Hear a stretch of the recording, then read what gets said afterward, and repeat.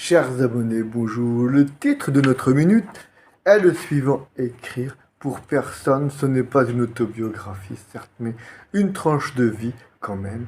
Figurez-vous que je viens seulement de me rendre compte que j'écrivais pour personne. Ce n'est pas un complot des réseaux sociaux, mais ça y ressemble.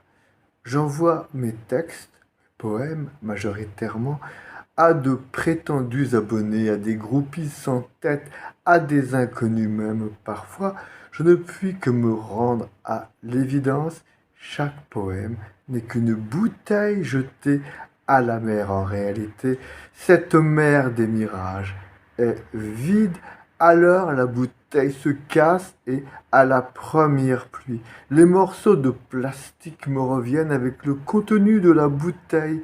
Je m'en suis aperçu en découvrant une de mes strophes sur la Saint-Valentin dans les entrailles d'un maquereau que j'avais pêché et vidé par mes soins.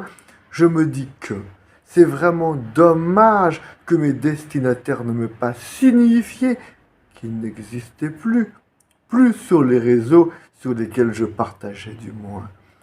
Tous ont dû prendre peur et déserter WhatsApp pour Telegram, Signal ou autre Colgate, sans en noter leur nom, mais juste leur tête. Avouée que ça me fait vraiment tout drôle d'écrire à des lecteurs sans tête, qui d'ailleurs ne feront pas de vieux os car Internet ne ressemble pas au Père Lachaise.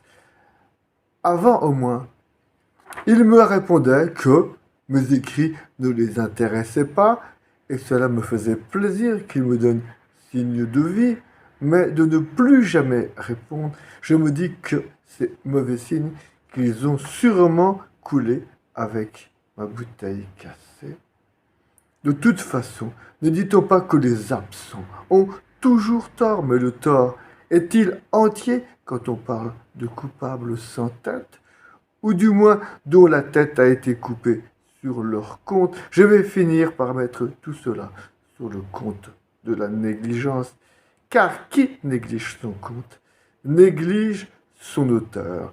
Pour garder ses abonnés, l'auteur pensait se montrer à la hauteur et non pas se monter la tête. Vous allez me dire qu'un poète voit tout de sa fenêtre, qu'il voit tout de haut et qu'il ne tardera pas à vous réclamer ses droits d'auteur.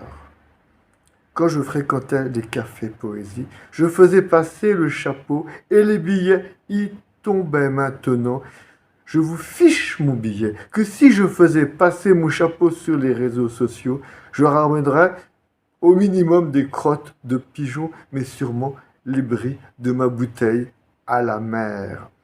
Je crois que je vais renoncer à écrire et à partager. Je préférerais encore donner de ma confiture à des cochons qu'à des fantômes. Surtout que rien ne me dit que je n'ai pas affaire à des cochons fantômes.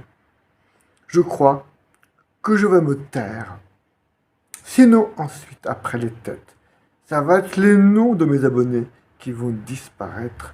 Et alors là, je ne pourrai même plus faire semblant de les compter parmi mes lecteurs. Je présume qu'il ne me restera plus qu'à écrire un dernier poème, un poème funéraire en hommage aux maquereaux, qui eux seuls font écho à mes envois généreusement sommés pour le tout venant, le tout disant qui au final ne lit même plus. Reste à conclure que l'histoire de ma poésie est en train de finir en queue de poisson. Chères auditrices, chers auditeurs, chers abonnés, je vous laisse méditer sur cette ultime minute du poète.